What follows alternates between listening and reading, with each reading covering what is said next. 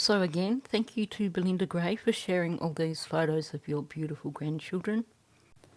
It certainly gives us a bit of a glimpse of who they were as individuals. Now, this video is part 2 of my discussion and analysis of Daniel Martell's latest interview. If you watched part 1, you'll know that I basically put the brakes on yesterday because there's so many disturbing things in this interview, and I just reached a point where even after taking a break, I'd had enough for the day. So I'm back to it. We'll see how far I get this time. Is there any piece of you that's preparing for the fact, like, what if they do find something? No, because I didn't do anything. I know Malaya didn't do anything. I know my mother didn't do anything. Those are 3 people on the property. I mean, after the polygraph exams, they should have known right there. We didn't kill any of the kids, or we didn't kill the kids. So I think it's fair to say that we are starting to see the mask slip somewhat in this interview. Even to the point where he dropped the charm for a while there and was actually somewhat passive-aggressive to this poor reporter who, like I said yesterday, as you watch the interview, you can tell that she's really not comfortable with this guy. So she asks him, is there any piece of you that's preparing for the fact, what if they find something? Now, in her mind, she's referring to what if they find the children. These are cadaver dogs. They're going in there looking for human remains.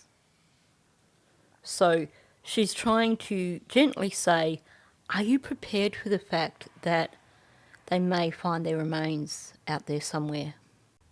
Now, when a child goes missing or when children go missing, what you will usually see when it comes to parents or custodians who are innocent and had nothing to do with whatever happened to the child, you'll see them struggling to keep hope, but at the same time not wanting to dismiss any possibilities, any possible answers. If these people were innocent and these children had genuinely disappeared, then they would not completely write off the possibility that these children did wander into the woods and that searchers simply didn't look in the right places. You would think, what if there's a mine shaft that everybody missed? What if they crawled into a really small space that searchers just walked straight past? Because these are little children and they can squeeze into the tiniest little spots. You would wonder, what if they did actually end up in the water somewhere, and with all this storm damage, we don't know what the bottom of these lakes and rivers are like. And maybe you're thinking, what if they got trapped under a log in the water? That, after 5 months, I think you would know. But the point I'm making is that a parent or a custodian who genuinely had nothing to do with the disappearance of these children wouldn't be pushing one scenario, because they would want to make sure that authorities are ticking every single box. So they're not going to say, well, yeah, I'm certain they're not going to find them in the woods. Because there's going to be that bit of doubt there that what if they did get lost in the woods? I mean, now, according to Daniel, they did nothing to these children. Well, according to all of them, they did nothing to these children. According to the RCMP, there was no abduction. Well, then the only possibility that leaves is them wandering off into the woods. So I would expect Daniel to say here that yes, he has mentally prepared himself for the fact, but at least it would bring some resolution if they managed to find the children. I mean, this bozo's been saying, I've been asking them to bring the dogs in for months. Well, why would you ask them to bring the dogs in if you were so certain they weren't out there somewhere in the woods? We all know that the only reason he wanted them to bring the dogs in was because he believed that they would check the property, the dogs, and that would clear everyone. But this bozo actually laughs at her suggestion. It's like, no, because... And then he's like, huh? Like, you're serious? Did you even care a little bit for these children? And then he goes back into the, I didn't do anything. I know Malaya didn't do anything. I know my mother didn't do anything. Those are 3 people on the property. I mean, after the polygraph, and he pulls out the polygraph tests. They should have known right there. So he's basically now inferring that RCMP and everyone who's following this case are a bunch of twits. He is gaslighting big time. If you guys are so silly, that's not on me. And then he finishes off with, we didn't kill any of the kids, and then he corrects himself. Or, we didn't kill the kids. Now, what I find really interesting is that when Daniel first started doing interviews, he was masking so much that it was hard to pick up on anything. And I know I commented on it, and I'm thinking other people must have commented on it, because he started trying to introduce movements and a little bit of expression and stuff like that in his interviews. Then, again, I must have not been the only one that pointed out that he doesn't move his arms like someone who is actually not masking, basically. Normally when someone is talking, then they are illustrating with their arms. So instead of just relaxing himself and not blocking the masking, he started doing this ridiculous traffic controller arm thing that was just so over the top. So he's been paying attention to what people have been saying and adapting his behaviours. So what's coming out in this interview is that he has tried so hard to adapt his behaviours that he's no longer masking genuine behaviour. And we're starting to see quite a lot of leakage in his body language. So when she asks him, you know, are you preparing for if they find something? He responds with, no, because, and then you get a pause. And in that pause, you see his lips lock. So much so that you can't even see the lips anymore. They're like sucked inside his mouth. And he also, at the same time, goes from kind of just, you know, touching the bench to gripping the bench. And then you get him shaking his head, and then you get that laugh. So what does it mean with these lips?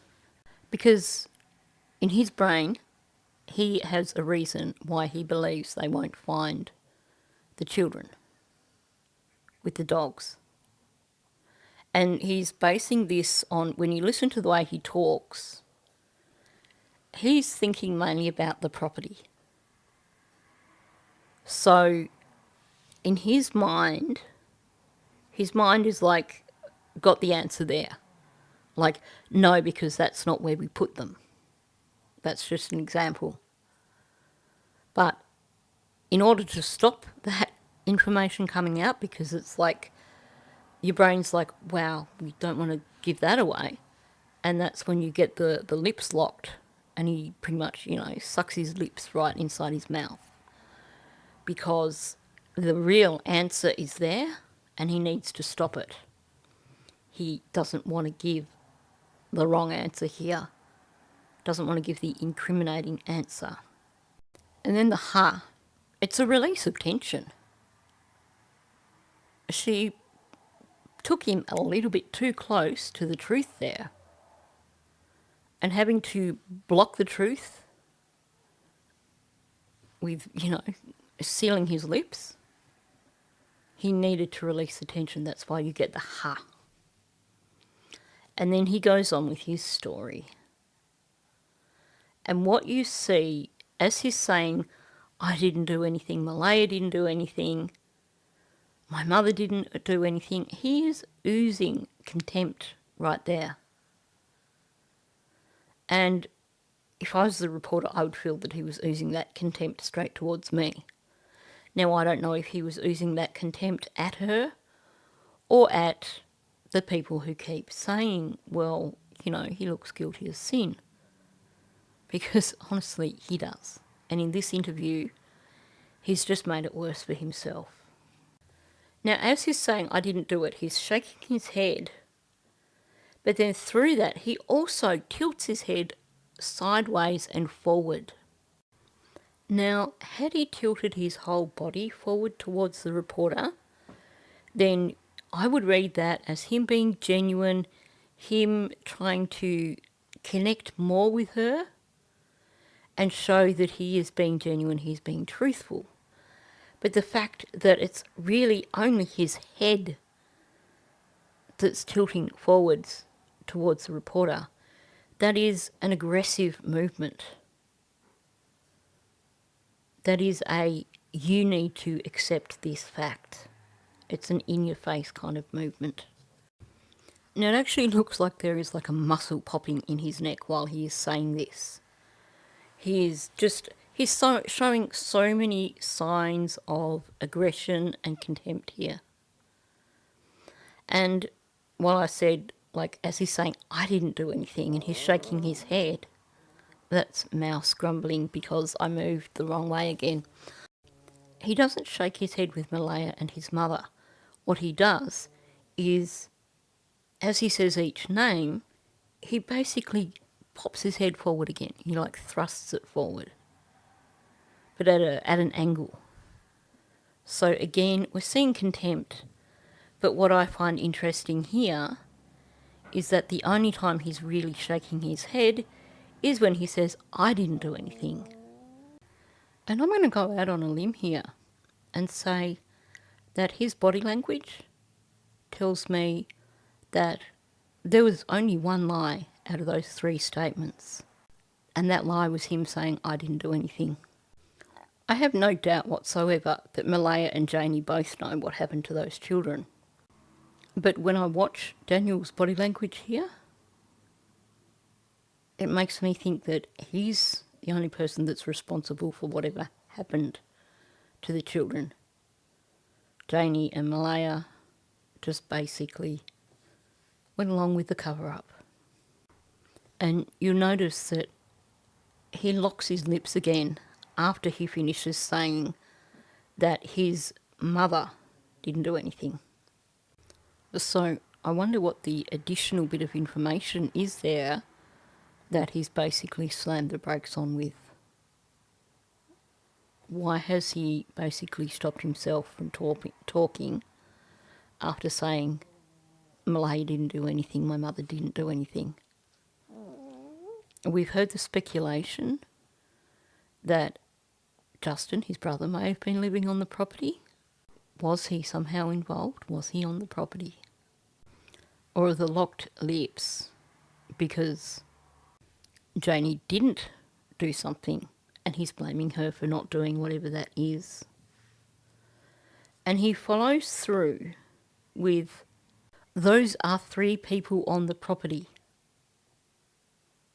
He hasn't even given us a full sentence there. Those are 3 people on the property who what? Or those are the only 3 people on the property. Or those are 3 people on the property out of the 5 people that were there. It's a very ambiguous sentence, which has got me very, very curious, because it's not a statement of they're the only people who were on the property. It's those are 3 people on the property. It takes me again back to the question of who else was on the property when something happened to these children. Why do we get this ambiguous half a sentence? Now, he was also on each name punctuating it with an arm movement. It was a chopping movement with his arm. Again, it's that aggressive body language. And after saying about the 3 people on the property, he gets that look on his face that to me looks like a smirk. Now, when he starts to talk about the polygraph exams, he says after the polygraph exams, and as he's saying that, he actually puts his whole upper body forward. So from the shoulders up, is suddenly moved closer to the reporter. He's trying to be persuasive here. That's his equivalent of Janie's "believe me." To me, the way he's doing that suggests that he believes that. He honestly believes that the information that came out about the polygraphs should have cleared him. He believes that people shouldn't be looking at him anymore. RCMP shouldn't be looking at him anymore, because there's this note in the documents that say he was truthful for these questions or whatever it was. But he's also being passive-aggressive here as well. You know, they should have known right there. Now, I don't know if he's referring at that point to the RCMP or to the public or to the global world. But he's showing us his frustration. He genuinely believes that people shouldn't look at him anymore because he's got the polygraph results to back him up now. And for me, even just watching him on the screen, I could feel the aggression. But I mean, honestly, there is a reason why polygraph tests are not usually admissible in court. And given the amount of masking that we saw with his body language at the very beginning of this case, in the early interviews, I have no doubt that he would easily be able to beat a polygraph. I mean, a polygraph isn't some magical thing that gives you a definitive yes or no to someone is lying. A polygraph is, first of all, reliant on the person who is administering the polygraph. The interview before the polygraph exam, they need to establish baseline behaviours during that interview. They need to establish the questions that they want to ask during that interview based on what has been said by that person, based on their baseline behaviours, based on so many things. And then they have to be able to apply what they have learned about this person's baseline behaviours during the polygraph test. But not only that, you have this analysis of breathing, of heart rate, you know, of a range of physiological changes. Psychopaths and sociopaths can beat the polygraph test. If a person is so convinced by their own lies, they find a justification for their lies, so that to them their lies are become a truth, then they can beat the polygraph. So it means absolutely nothing. But in his mind, that should have been the end of it. Now, at the end of that statement, when he says, "We didn't kill any of the kids," and then corrects himself to, "We didn't kill the kids," I find that a really interesting slip. Why any of the kids? Like I said, though, you can see him starting to unravel a little bit in this interview. You can see there is a level of anxiety, a level of stress. So that could have just been a slip. Not necessarily any sort of leakage, just a slip. The words came out wrong.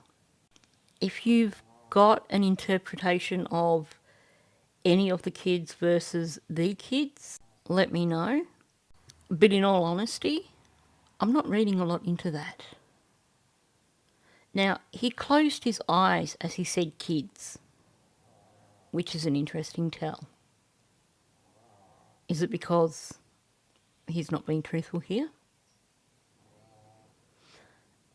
He's also, again,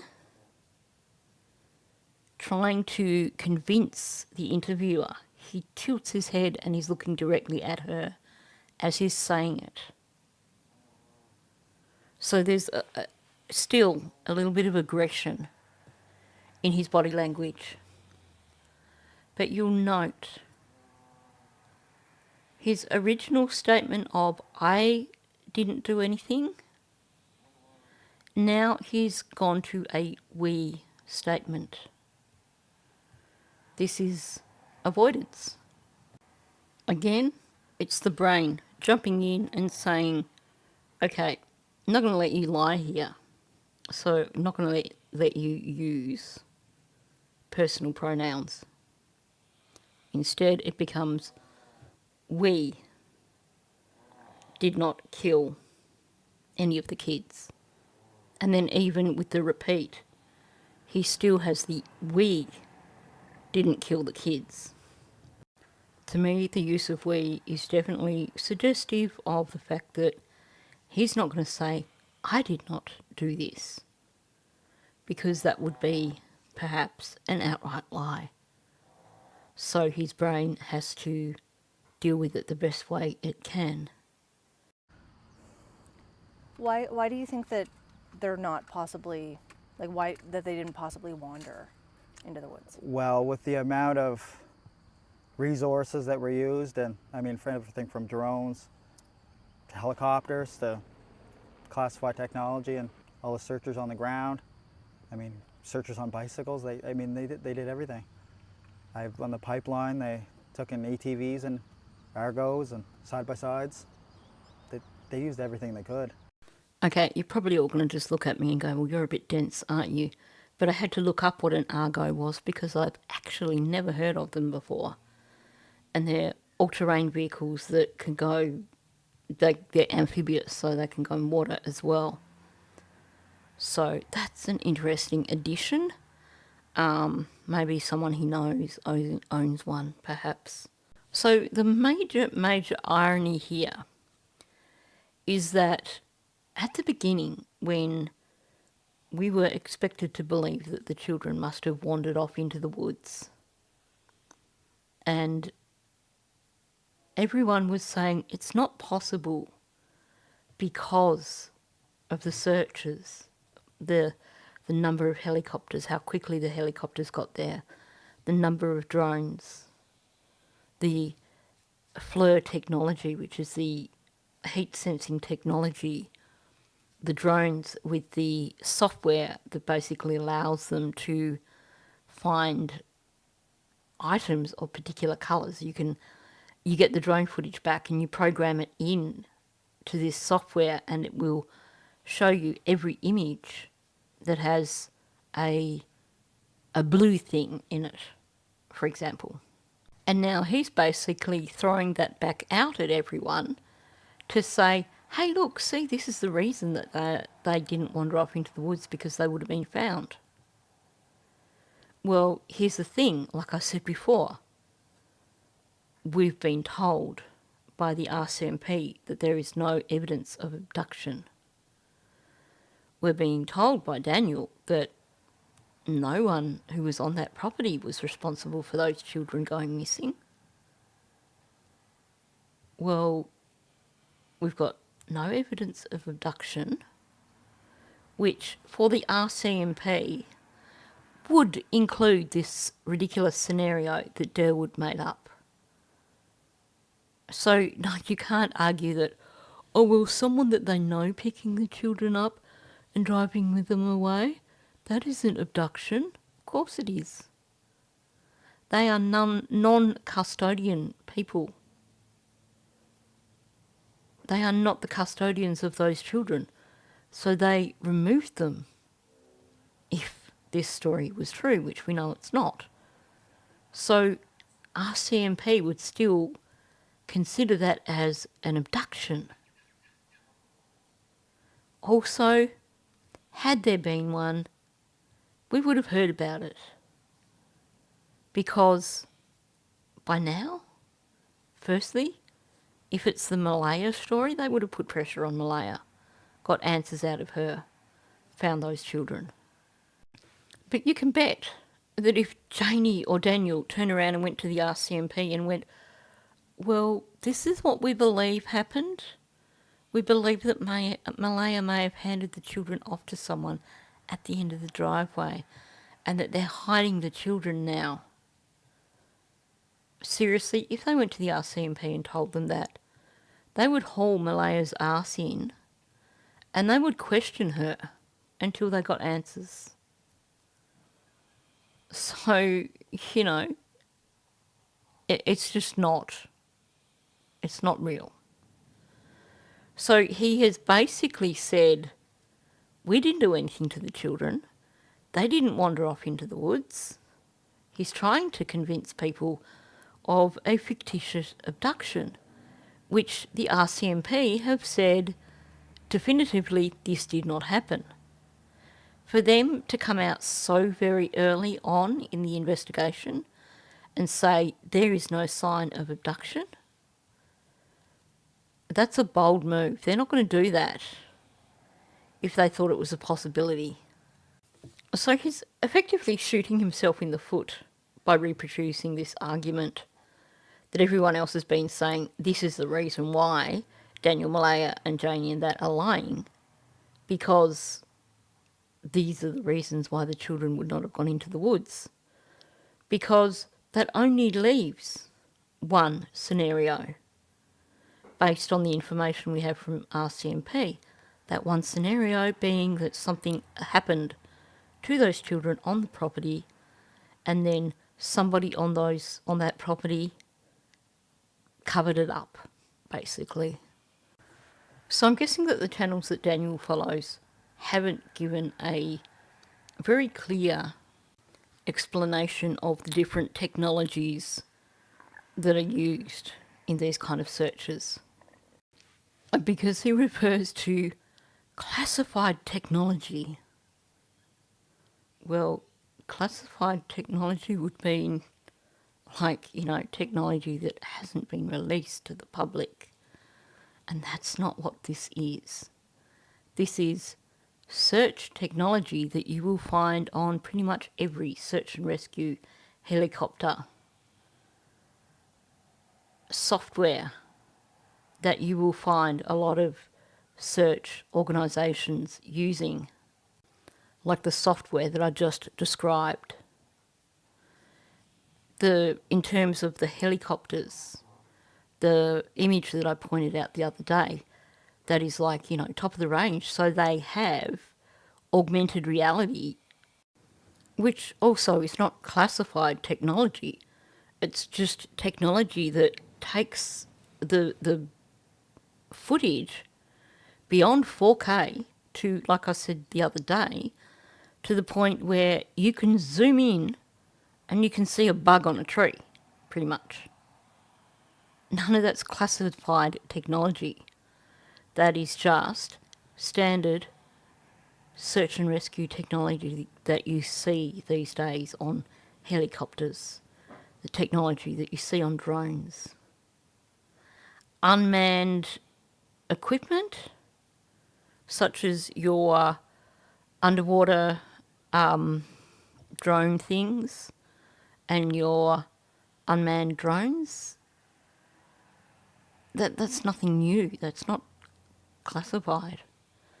If you go onto YouTube, you can look at various channels. Adam Brown Adventures, they do a lot of recovery of vehicles from in waterways, and they've got an unmanned ROV that goes under the water.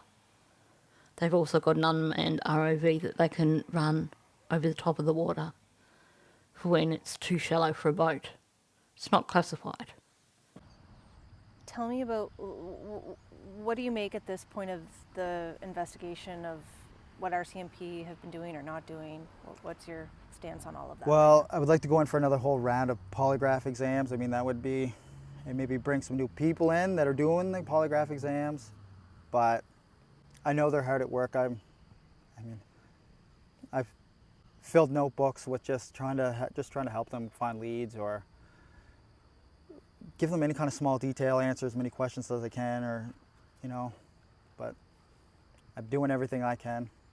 I usually try to meet with them 3 times a week, and sometimes they're not around for that, or phone calls or texts, but whatever we can do.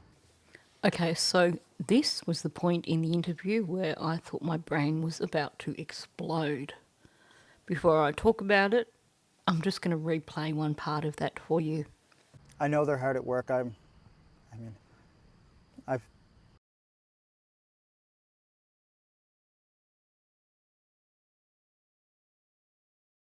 That right there is beyond disturbing.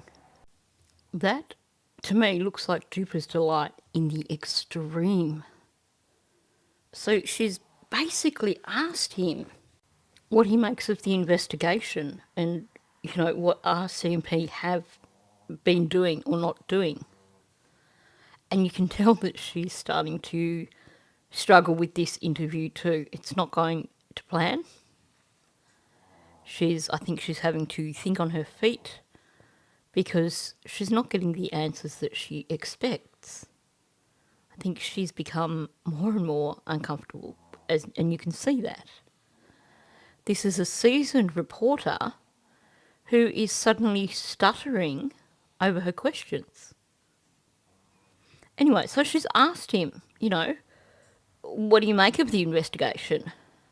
And I'll come back to the polygraph stuff in a minute. But he's there saying, I know they're hard at work. And he's completely unable to hide his delight. This guy thinks he's got it over them. He thinks they're working their ass off and they've got nothing on me. Why else would he be showing amusement when he's saying, I know that they're hard at work? Now, honestly, I think he is starting to unravel a bit. Because the first thing he comes out with, when she asks him what he thinks of the investigation and, what they're doing, what they're not doing, he says he'd like a whole round of polygraphs. But he can't actually finish his explanation of why he'd like a whole new round of polygraphs. He starts with, well, that would be, and then that sentence doesn't get finished. Instead, he comes out with maybe bring some new people in that are doing polygraph exams. We can figure out what's going on here based on the latest round of narratives. He wants them to get Hayley in and do polygraph exams with her. Because, of course, we've heard the accusations about Hayley planting the piece of blanket and someone else carrying on about, well, the footprints in the pipeline, they were found by the same people from Malaya's family. So he's trying to shift the attention, shift the focus back onto Malaya's family. But he stops short here of making any accusations against anyone. Because obviously he doesn't believe that any of these extras from Malaya's family have anything to do with this. So his brain has just basically slammed the brakes on and said, yeah, just don't go down that track. So instead, you get this half-assed statement that really doesn't tell you anything whatsoever. And then we get the bit about the notebooks. So he's filled notebooks and he's just trying to help them find leads or give them any kind of small detail. Now, throughout this whole explanation, the speed of what he's saying fluctuates. Not only is the cadence just completely out, but the speed fluctuates. So that when he's saying about trying to help them find leads or give them any kind of small detail, answer as many questions as he can, he does that at a rate of knots. That comes out super, super fast. I'm thinking this is something he's probably recited multiple times. He's in familiar territory here. Because we know from the very, very beginning, he's tried to give people the impression that he's working hand in hand with investigators. That he's Super Daniel. Not only does he run super fast ahead of helicopters, but he's actually the lead investigator in this case. He's going over the top with it. He is over-exaggerating. He's trying to be convincing. And to me that says he feels a little bit insecure because he doesn't know what's going on with the case. And he's also using it as a way of saying, hey, they're not looking at me because they're actually working hand in hand with me. And we know that's what he means because the last part of that statement, after he's talking about, he's usually trying to meet them 3 times a week, or sometimes they're not around for that, or phone calls or text. But then he says, whatever we can do. When you look at that in context, that whatever we can do definitely sounds like he is referring to we, as in him and the RCMP. Basically, like I said, trying to give the impression that, hey, guess what? I'm heavily involved in the investigation. I'm not guilty because they've included me in the investigation, and I'm smack bang in the middle of it all and know everything that's going on, even though he's totally clueless and will have not been told anything much in the last couple of months. Meanwhile, despite the bravado, his body language is telling a different story. He's still a little bit nervous about the investigation.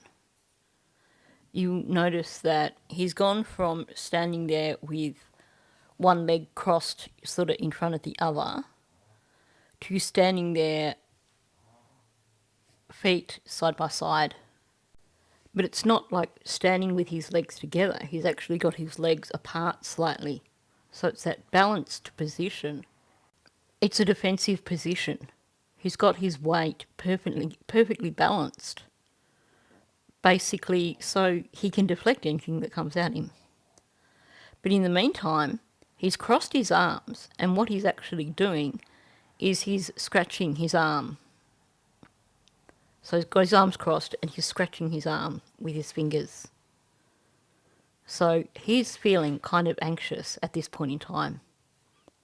So even though initially he came out with this laugh, essentially, about the RCMP and saying they're working hard, clearly in his mind they're not working hard enough because they haven't figured him out yet. But then he's showing us that there is that deeper level where he is anxious about the investigation. And then he pulls one arm away and the other arm is pretty much just gripping his side. It looks so awkward and it looks so unnatural. He's trying to deflect. He's trying to give the impression that he must be innocent because, hey, look, he's asking for them to bring in more people and do more polygraphs because surely one of those people must be responsible. But the fact that you have his language, he's like not completing sentences, he's not really, it's not flowing. You get the sped up section And his body language is just really, really awkward. So you've got two levels here. So on one hand, you see this response when he's talking about the RCMP working hard, and he's really, really trying there to stifle his amusement. But then the more he talks about it, you can see that on a subconscious level, he's still anxious about this investigation. And so he should be. I know they're hard at work. I've So I guess to bring it back to the cadaver dogs, since you've been asking for it for so long, I guess, you don't have any information on how that will happen? No, I don't. I don't even know where quite they're going to start searching or what they're going to do. Are they going to expand out onto the properties? The property there is fairly small. It's only 2 acres. So She asks him what he knows about the cadaver dogs, basically. So, do you have information on how that'll happen? What is this going to look like when the dogs come in? And he says, no, I don't even know where they're going to start searching. And then he says, or, and then he stops talking and you get the lip lock again. Again, the lips completely vanish into his mouth. So I don't know what the or statement was going to be.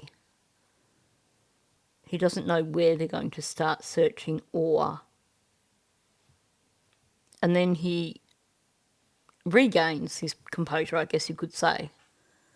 And he says he doesn't know if they're going to expand out onto the other properties, essentially.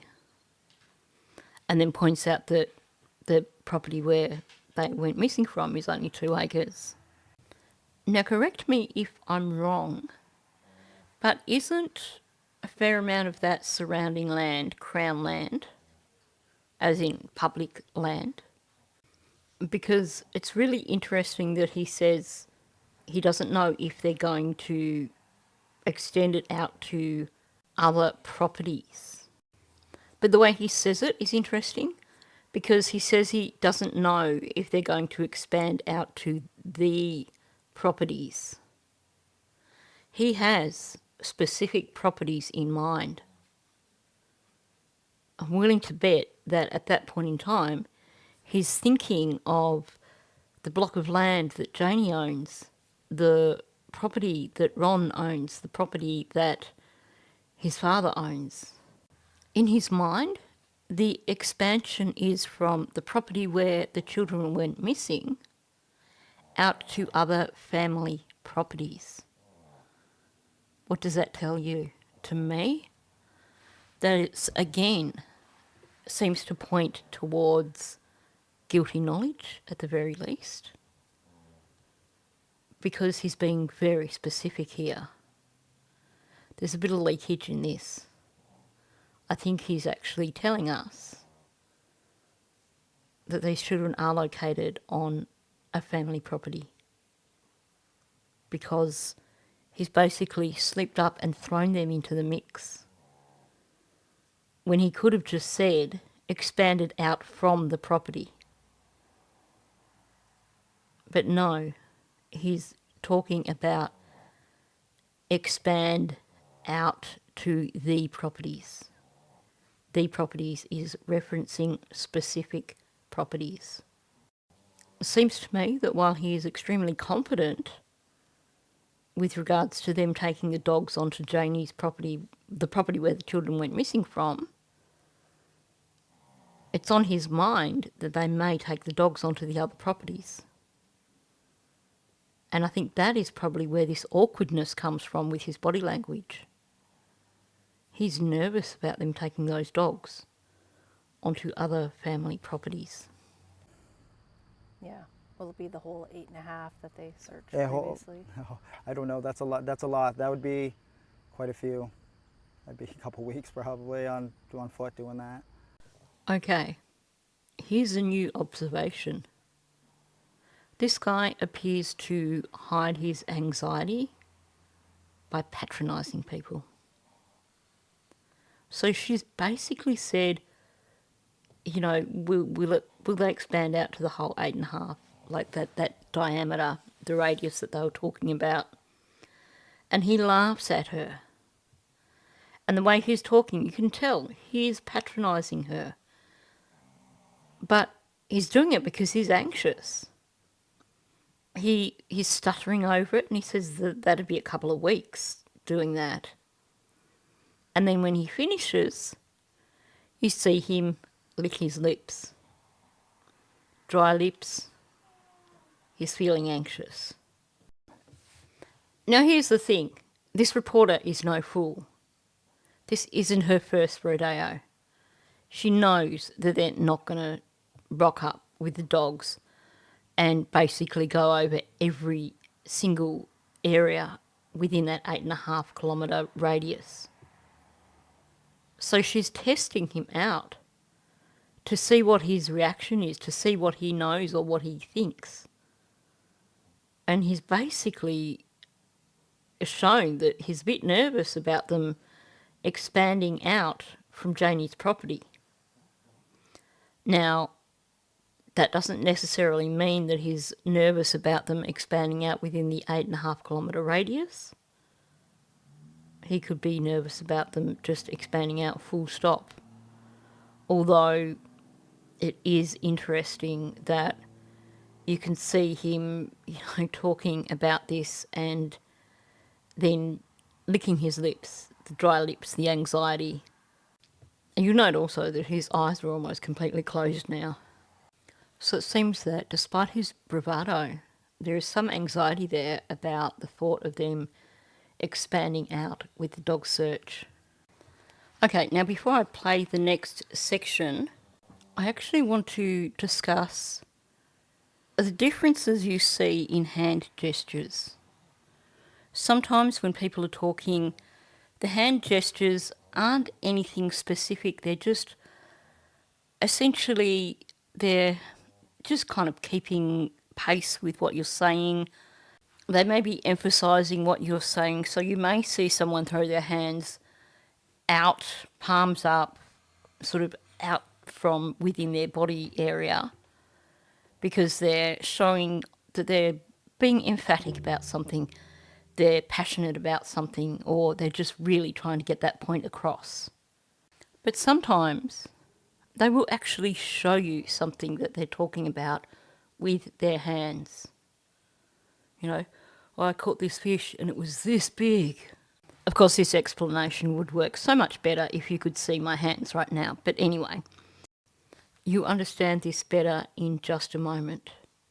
I just wanted to say that first and then mention watch what Daniel is doing with his hands while he was talking,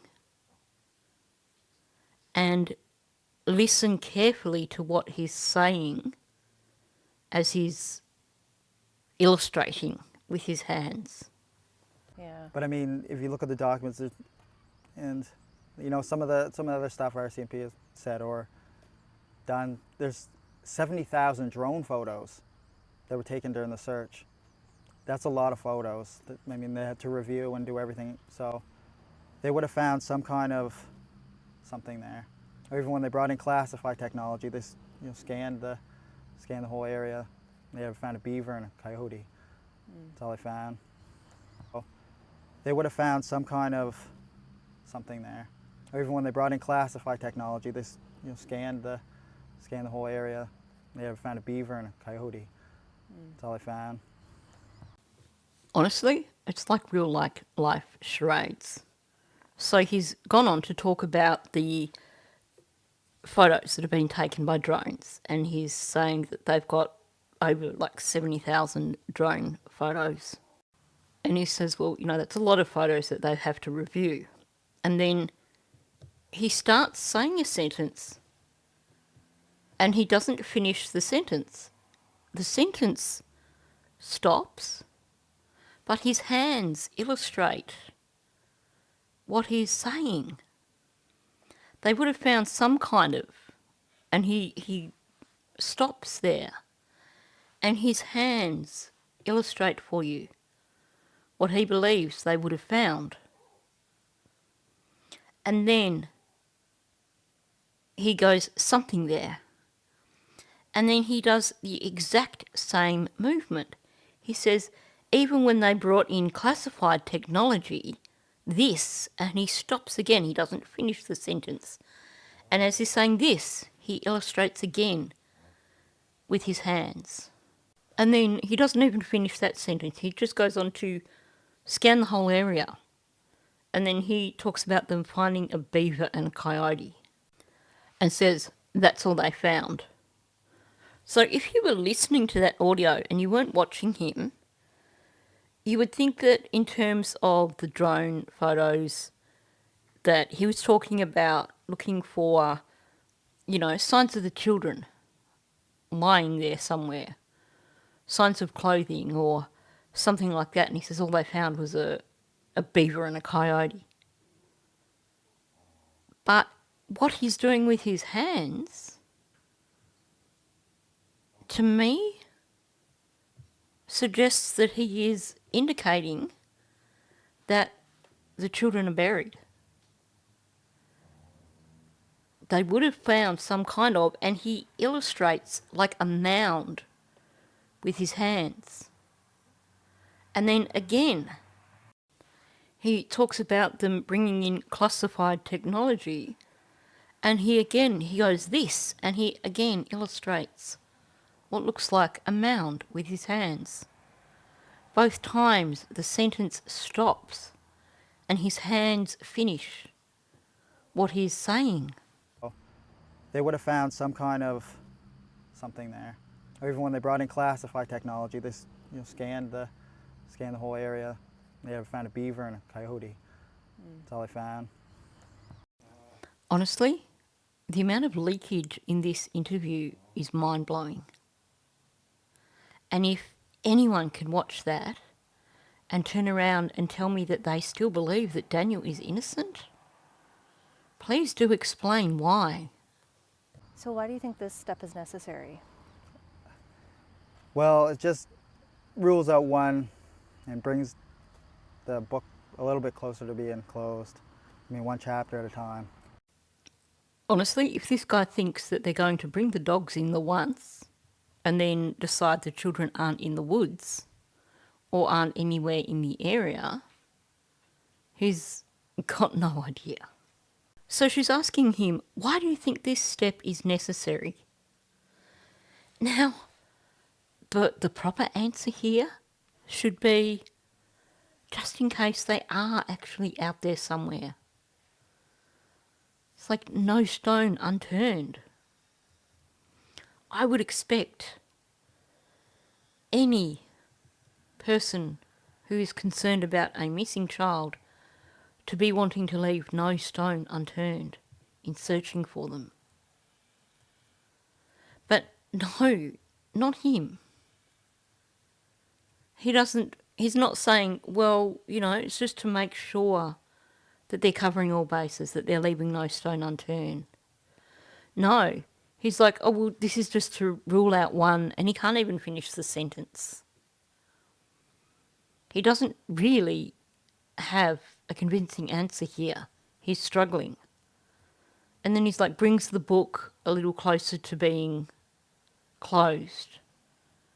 I mean, one chapter at a time. Brings the book a little closer to being closed. Talk about leakage. He is hoping that this case is going to be closed and it's going to become a cold case. You don't hear him talking about Jack and Lily being found. Seems like at this point in time, him, his mother, all the people around him, they just want this to go away now. They want it to be closed. I'll help you out a little bit here, Daniel. The correct answer to that question was just in case they are out there somewhere, in the hopes that they might find them, just in case they were hidden or trapped under a log or, inside a hollow, just in case they ended up down a mine shaft, because the dogs would still alert.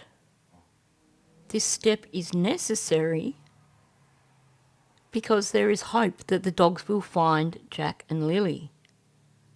How hard is that to answer, Daniel?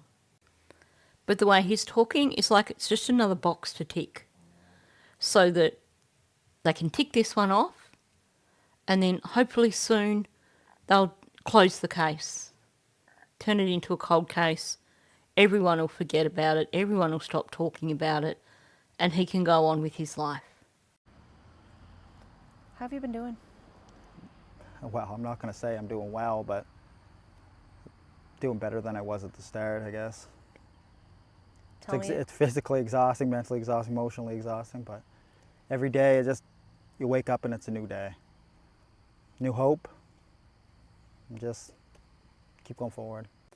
This is extremely telling also. So she's asking him how he's doing. And first of all, he scoffs at that. Well, I'm not going to say I'm doing well. Well, you don't have to be so snooty either, Daniel. But then he says, well, I'm doing better than I was at the start, I guess. Now, here's the thing. If he genuinely cared about these children, if he cared about the fact that they were missing, you'd be in this sense of limbo. Things don't get better while you are sitting there wondering where these children have gone. As the days draw out, as this goes on for longer and longer, you're in this limbo. You can't really grieve because you don't know where they are. And the longer it goes on, the more afraid you become that there's never going to be resolution. You're never going to get answers. You're never going to have these children brought home. So for him to say he's doing better, that I would expect to hear from someone who knew on day one that the children were deceased, who knew on day one where those children were. So the thing that would be weighing heaviest on them would be getting over what actually occurred. That is something that over time you do get a little bit better. He's speaking like someone who knew from day one that the children were deceased. He's speaking like someone who, and I don't think that for him that he would have had a great deal of grief for these children, because we get the impression from him and Janie that they really didn't like these kids that much. But it certainly sounds more like the grieving process as opposed to someone who's in that limbo with a missing child that they don't know where that child is. He's talking about it being physically, mentally and emotionally exhausting. But I'm going to suggest that that is from the pressure from social media. Because more and more people are seeing through him. The more he talks, the more Janie talks, the more people start to see that he's been trying for the last 5 months to hoodwink people. And this statement at the end, every day you wake up, it's a new day. New hope, just keep going forward. That, again, sounds more like someone who is talking about the loss of a loved one, and they're going through the grieving process. And each day is a new day. They survived the last day, and the new day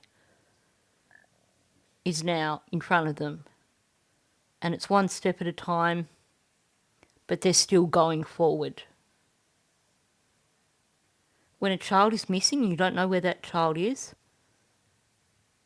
it's not a bright new day.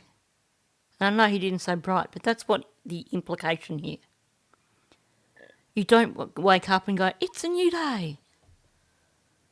You wake up and think, however many days it's been since these children went missing. You wonder if today will be the day that they are found. You feel like you are going through Groundhog Day. Every day is the same. It doesn't feel like a new day. It doesn't feel like there's new hope. It's just this limbo, waiting for answers, waiting for them to be found. You're not going to hear someone who's in this limbo waiting for these children to be found talking about a new hope, because every day is going to feel bleaker. The fear that they'll never be found. After 5 months, you're not going to wake up of a morning and feel this sense of hope. Far from it. Tell me about the toll, like what you were just mentioning earlier about social media. And Yeah, social media has been quite a circus, we'll call it. But I can't control them, and they're free to judge. But maybe just use a little bit of this before they start typing, or use an AI for pictures. Okay, I must admit, I hate those AI pictures. But hey, at least he's clearly paying attention to what Justin's doing. But you'll notice the gaslighting here. He's talking about social media in terms of it being a circus, and suggesting that people need to engage their brains before they start typing or talking. It's deflection. It's like, don't look at all my lies or my inconsistencies. Don't look at the fact that every time I open my mouth I make myself look more and more guilty. No, it's all about the people on social media. All these people. It's like this global conspiracy against Daniel that's prompted by absolutely nothing. We're the morons here. We're the circus. No one ever taught this guy the meaning of quit while you're ahead, did they?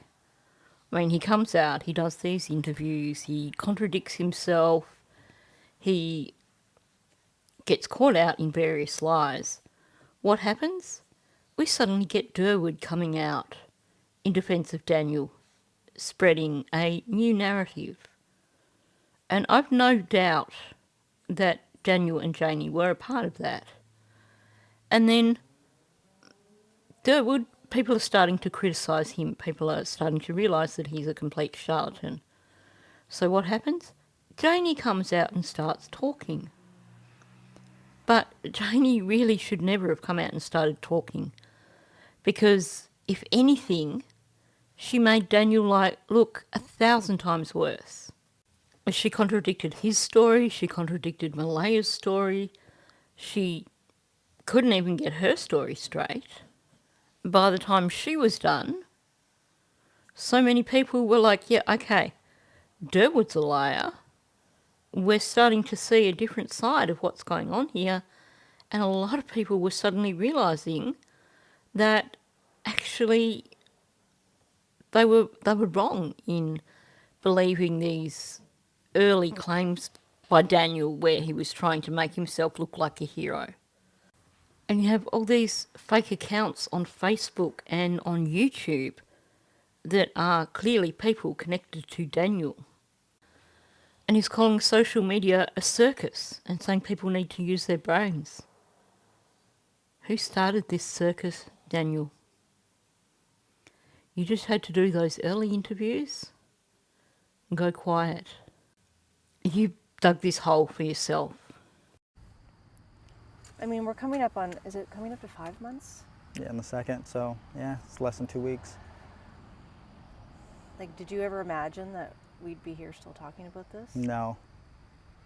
I thought with the amount of resources and amount of different units for RCMP working on it, everything from dive teams to canine units, and they've dedicated teams just for social media.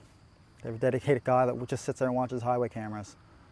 So he forgot the narrative there for a moment. She's asking him, did you really think it was going to go on this long? And he says, no. And he starts talking about all the technology they had for searching. Well, you've just been pushing, at the start of this interview, you've been pushing the narrative that they never went off into the woods.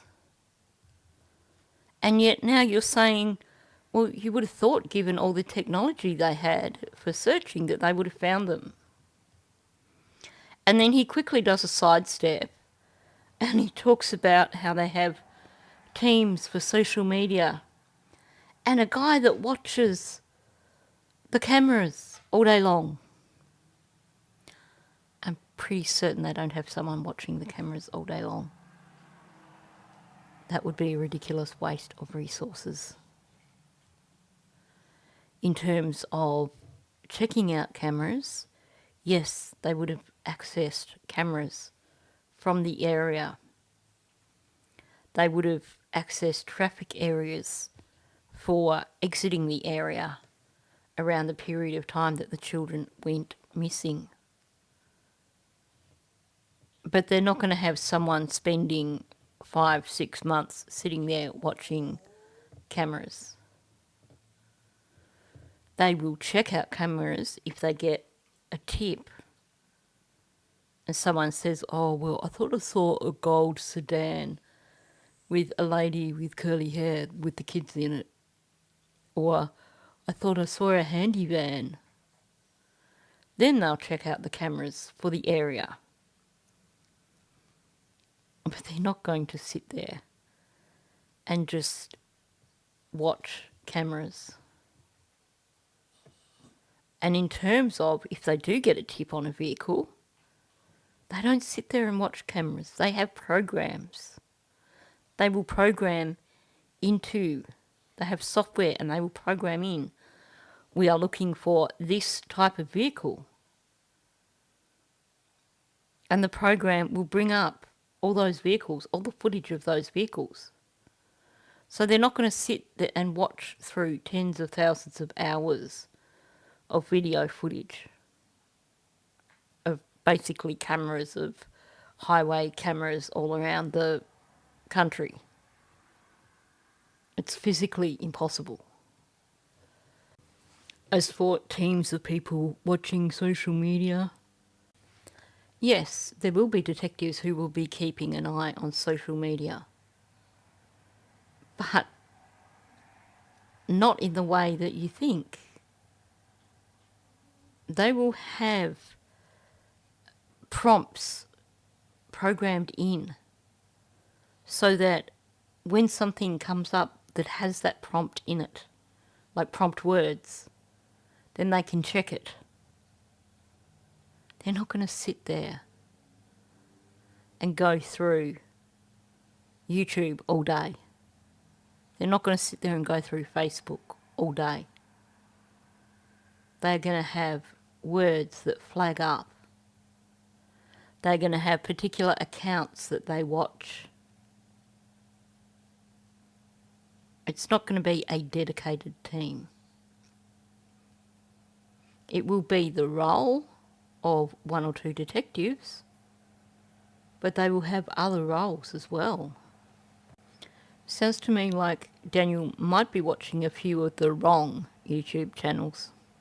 What's it been like for you now that we're back to September, school's back, and seeing the school bus go by every day? Yeah, no, it's hard.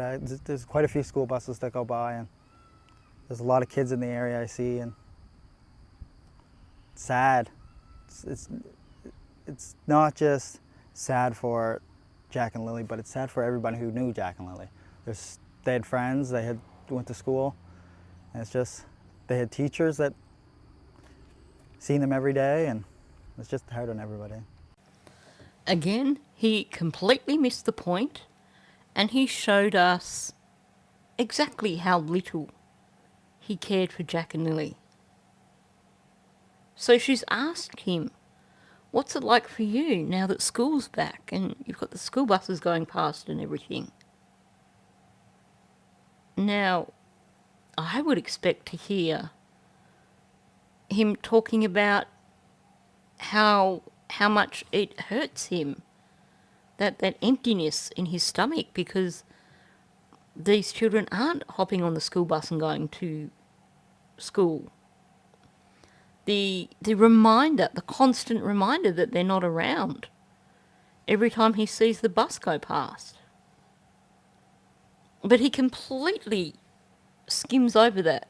Well, he doesn't even skim over it. He doesn't even get to it. He has no feelings over the situation whatsoever. He says, it's sad.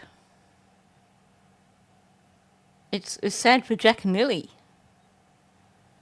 And it's sad for everyone who knew them. And I thought, oh, here we go. Now we're going to get to it. It's sad for me. It's sad for my mum. But no. Oh, they had friends. They had teachers. It's sad for them. He's not spoken about anyone from his family feeling sad about Jack and Lily being gone. He's completely forgot the fact that she's asked, how is it for you? Because he's got nothing to tap into. He's probably completely oblivious to the fact that the school bus goes past. He probably doesn't even bat an eyelid when it does go past if he sees it. Because it's not going to rip a hole in his chest every time he sees that bus and realises that they're not on that bus because they're not around. I know we ask you this every single time, but why do you keep doing it? For Jack and Lily. I don't do this for myself because I'm going to see this online later and people are going to analyze it. Every time I move my hands, every time I open my mouth, every facial expression, they analyze everything right down to a T. I know that. Again, epic fail. Why do you keep doing this? And he says, for Jack and Lily. But he doesn't go on with that.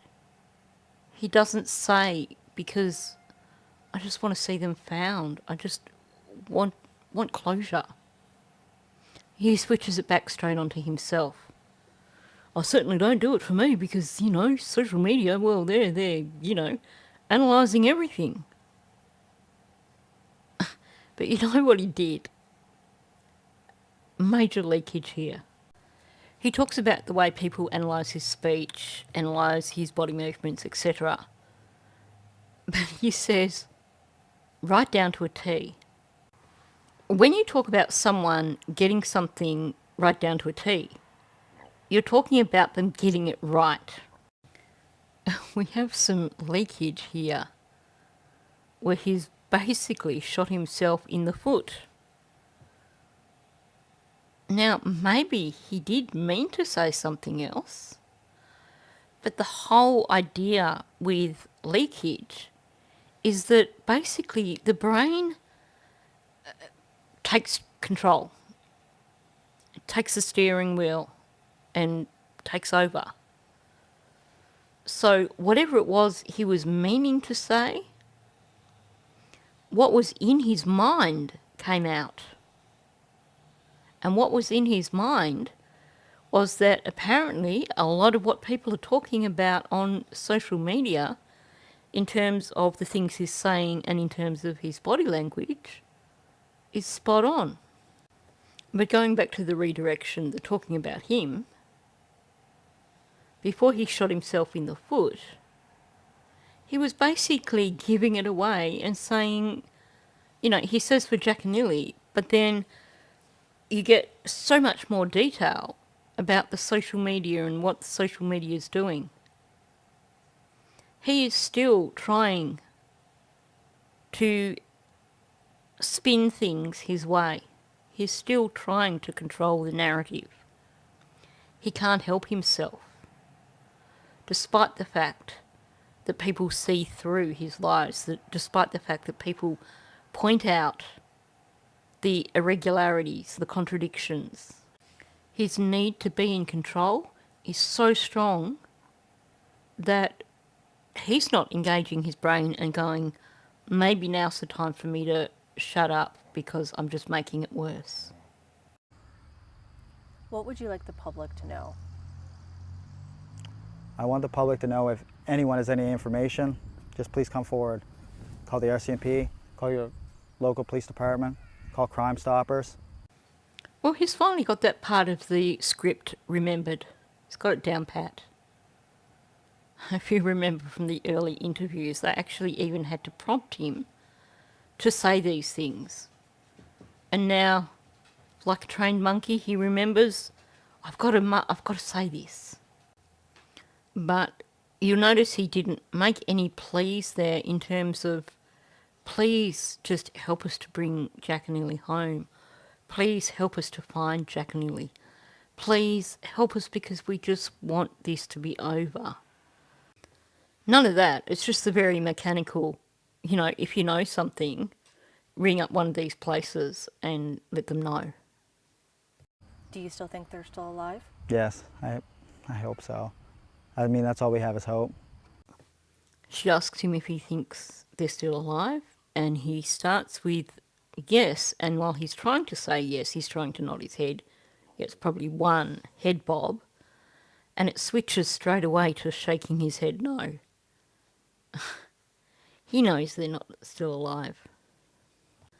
And then the I hope so. That's all we have is hope. Again, after all this time, you'd be talking about how you are struggling to feel hope.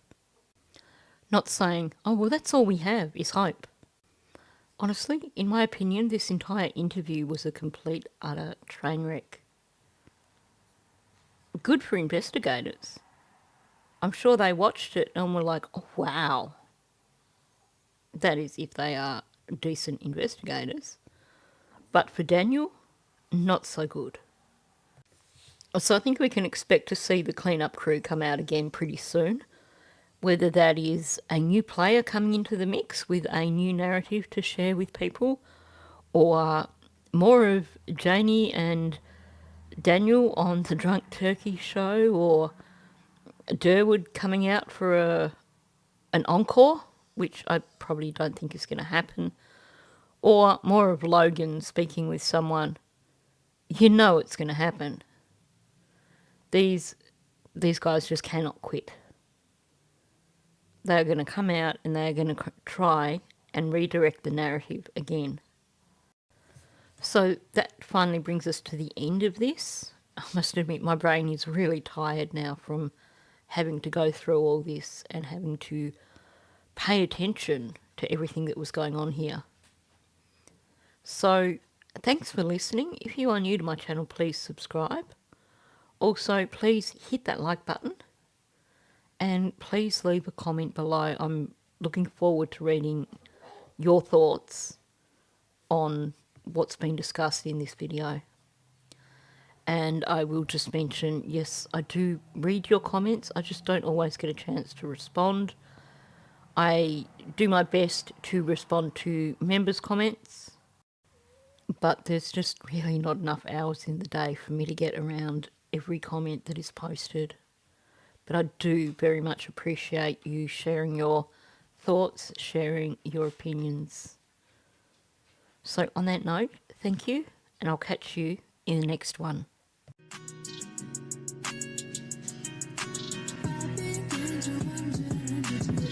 Give a fuck about